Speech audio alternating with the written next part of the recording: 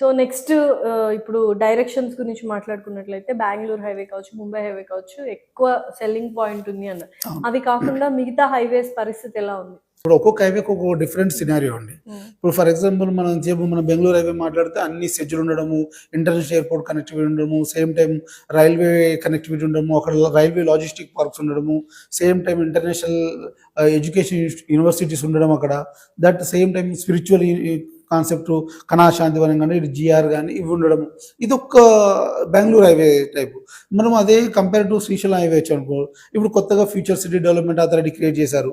రీసెంట్గా జియో నెంబర్ 16 తీసుకొచ్చి దాంట్లో 7 మండలాస్ ఇంక్లూడ్ చేసేసి ఆల్మోస్ట్ 36 విలేజ్ని ఇంక్లూడ్ చేసేసి దాన్ని ఫ్యూచర్ సిటీ డెవలప్మెంట్ అథారిటీ.